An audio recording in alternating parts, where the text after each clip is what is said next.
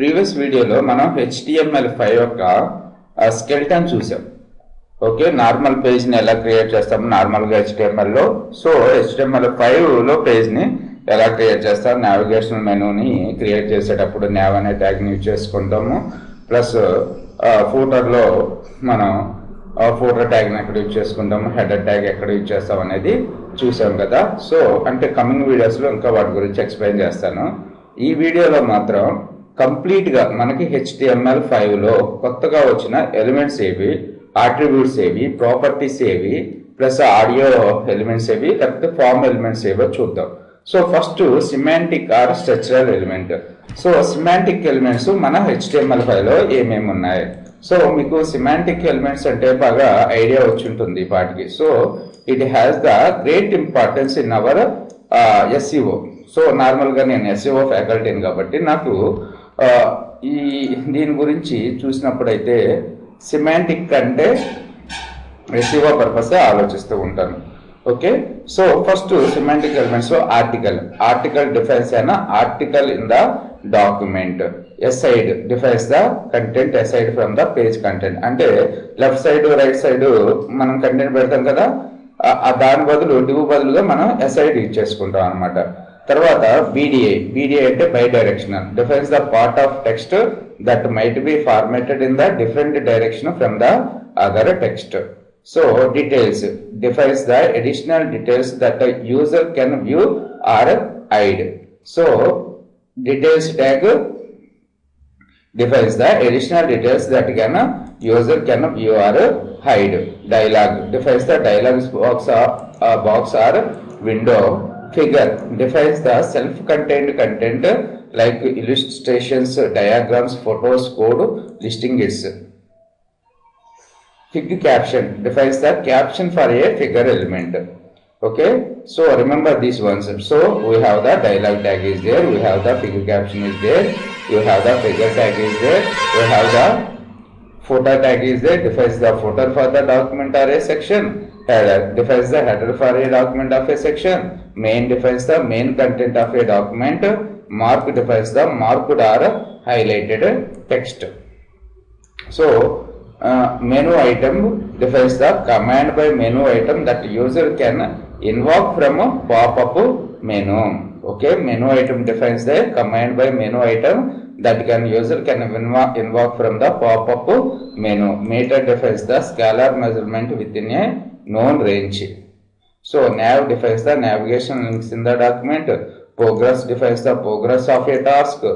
RP defines the show in browsers that do not support Ruby annotations.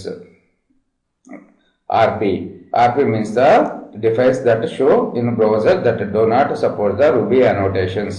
So Ruby, what is the Ruby? ikkada Ruby ante idoka programming language. Okay, మనం ఎలాగైతే HTML డాక్యుమెంట్లో Java script కానీ లేకపోతే PHP script కానీ పెడతామో అలాగే ruby కూడా ఒక scripting language. So దాని పర్పస్ ఈ RP ట్యాగ్ని యూజ్ చేస్తూ ఉంటాం అనమాట. RT defines the declaration pronunciation of A characters. Ruby defines the ruby annotation. Section defines the define in the document, defines a section in the document. Summary defines the visible heading for a details element. Visible heading for a details element. Time defines the time by date by time. WBR defines the possible line break. So these are the new HTML semantic elements. Please read and remember these tags. Okay, తర్వాత ఇవి మీరు యాక్చువల్గా HTML tags చెప్పమంటే చెప్పుకుంటూ వెళ్ళిపోతారు కదా. HTML BR tag, input tag ఇలా చెప్పుకుంటూ వెళ్తారు కదా డివ్. అలాగే మీరు మిమ్మల్ని అడగగానే HTML5 ఎలిమెంట్స్ ఏమేమి ఉన్నాయి, సిమాంటిక్ ఎలిమెంట్స్ అనగానే మీరు ఫాస్ట్గా చెప్పుకుంటూ వెళ్ళిపోవాలి. సో ఇంటర్వ్యూకు అటెండ్ అవుదాం అనుకున్న వాళ్ళు మాత్రం ఈ మాత్రం బాగా మైండ్లో గుర్తుపెట్టుకోండి. రైట్, తర్వాత ఫామ్ ఎలిమెంట్స్. సో మనకి ఫామ్ ఎలిమెంట్స్ HTML లో ఏమేమి ఉన్నాయి, ఇన్పుట్ టైప్ ఫామ్లో ఫామ్ ట్యాగ్లో input type equals to text అని ఇస్తాము. సబ్మిట్ అనే ట్యాగ్ ఉంది. అలాగే ఇప్పుడు కొత్త ఎలిమెంట్స్ కూడా ఉన్నాయి. Data list defines the predefined option in the input controls. Key generator defines the key page generator field. Output defines the result of a calculations. So ఇవి కొత్తగా మనకి యాడ్ అయిన ఫామ్ ఎలిమెంట్స్. తర్వాత input types, న్యూగా ఏమేమి add అయినాయి input టైప్స్లో? Colour, date time లోపల email, month, number, range, search, tel, time, URL, week. So మనకి తెలిసిన ఇన్పుట్ టైప్ ఏంటి ఇంతవరకు? Input type equals to text, లేకపోతే ఇన్పుట్ టైప్ ఈక్వల్స్ టు ఇంకోటి ఏముంది, పాస్వర్డ్.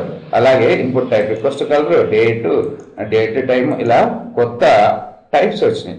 అలాగే కొత్త ఆట్రిబ్యూట్స్ కూడా వచ్చినాయి.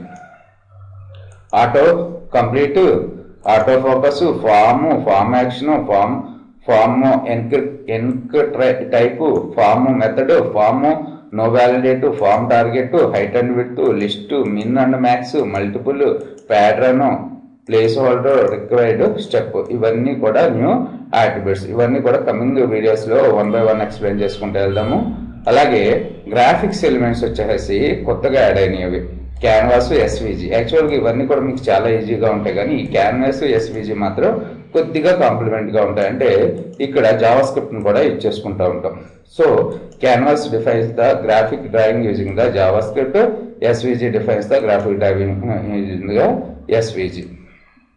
అలాగే మీడియా ఎలిమెంట్స్ కూడా కొత్తగా వచ్చినాయి. Audio, embedded.